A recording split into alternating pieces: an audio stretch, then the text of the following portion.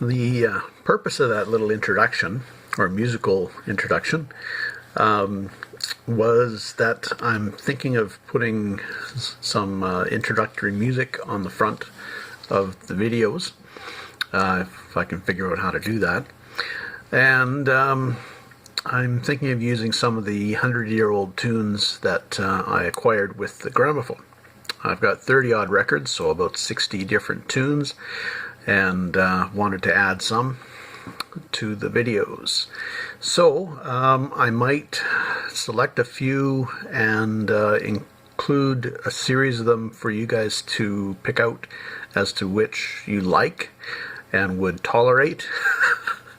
I'll leave out the bagpipes because I know some of you don't like screaming cats, even though it's some of my Scottish heritage. But yeah, I assume you don't want bagpipes.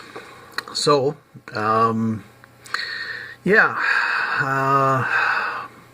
I think that's about it for the moment. It's now Sunday, and it was pretty dead yesterday. Again, just no tourists on the highway. So yeah, watch some of the current videos. I did post one on packing enamel signs. So if you ever need to pack an enamel sign, there's some reference material up there for you. It's about 20 minutes.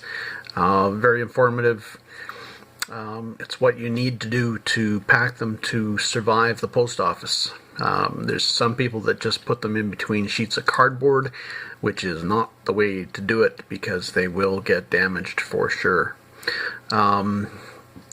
If not, you'd be lucky. I had a very valuable sign shipped to me in between two pieces of box board from a priority box, and yeah, it arrived, and it arrived intact, but I was extremely surprised it did. It's highly unusual for an enamel sign not to be damaged in the mail when shipped that way. And yeah, I guess that's about it for the moment. We'll add some more. Like I said, I'll choose some tunes and maybe put some selections in here for you to choose. Alright, stay tuned. So I also want to welcome all the new subscribers that I think I acquired a couple from Art Vandelay's channel, and he's a reseller on YouTube as well. Check him out, and it's spelled the same way as on Seinfeld. So Art Vandelay. And if you do a search for that, he should come up.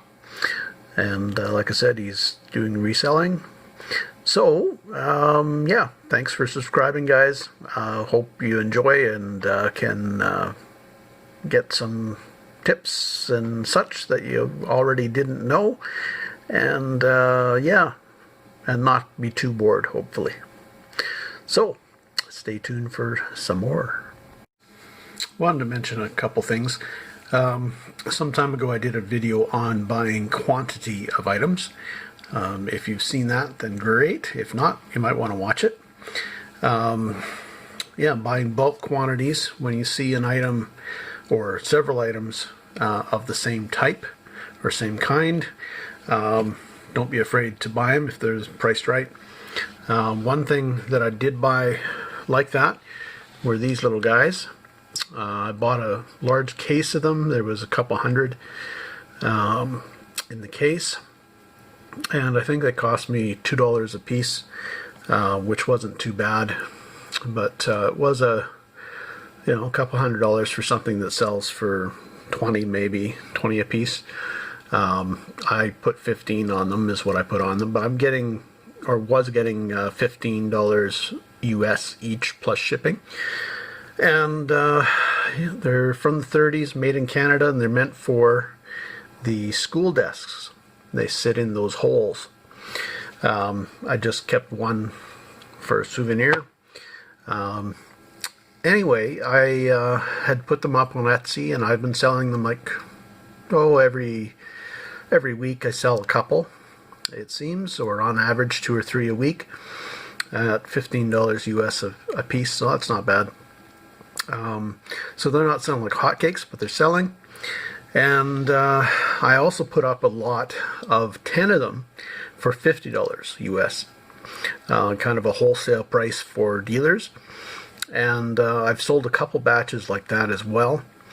And this last batch I sold, I got an inquiry from the person. I only had 10 listed, or one lot of 10 listed, and they asked if I had more, and that they would be willing to buy them all. So at $5 a piece, I sold, let's see, 100 and, or no, sorry, 20, I had 27 left. So, sold 27 at $5 a piece, about 130 some dollars, $37, 30, no, anyway, whatever. It's Monday, I can't think at the moment. But anyway, never be afraid to buy quantity. Like I said, I've sold the whole case now. That they're all gone with the exception of the one that I put aside for posterity's sake. It's got a little chip in the lid, so it doesn't qualify as being decent enough to sell to the that buyer. But the buyer took the remainder, so they ended up with let's see, 37 total. So they're quite happy, and I'm happy as well to get them all gone. So, like I said, don't be afraid of buying quantity of stuff, because it will all eventually sell. Just have some faith. And garage sales didn't result in too much. Locally, there's not that many sales happening. There's I live about 15 minutes from a town of 3,000, and I live in a town of about 400, so there's not that many sales happening. There was maybe 3, I think, this entire weekend in the town of 3,000, and one of them was on Sunday, 2 were on Friday. So it's a lot of running around and a lot of gas just for a couple sales, but did them anyway. The third sale on Sunday, I did get one little piece, but it is chipped up pretty bad, but it is kind of cool. It's actually advertising, if you can read it, advertising from a perfumer in New York, Rick Secker, perfumer out of New York. Just a little advertising jug, but like I said, it's damaged. Not something that's going to sell here. Highly unlikely that it'll sell here, so it'll get tossed on eBay eventually. But it was a whole $1, so we're not going to complain. Anyway, yeah, I guess that's it for this moment, but we'll be including some more update in a second here. What I'm going to do is put up 3 or 4 clips of tunes from the Victrola gramophone, and wondering which one I should use for music for my videos, just as an intro or filler music. So if you'd like to comment saying first, second, or third, or fourth, I'm not sure if I've got 3 or 4, but I've got a few anyway. So and I'm not sure why everything's going from light to dark. I have no idea. It must be the camera. I'm still using that old Android phone, so that's why the quality is not that great. Cleaned the lens as best as I could. There's still some scratches and such on it, so I suspect that's part of the problem. But I think the quality is just starting to go downhill because of the age of the phone. Anyway, let me know which songs you prefer. All right, leave it down in the comments below, and we'll go from there. And yeah.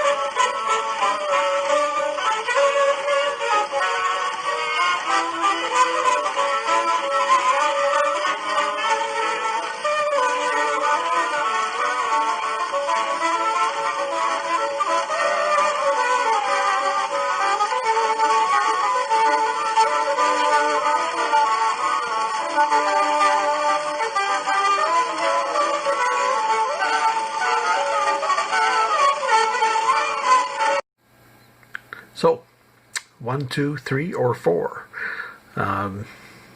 Yeah, I'm not partial to any particular one.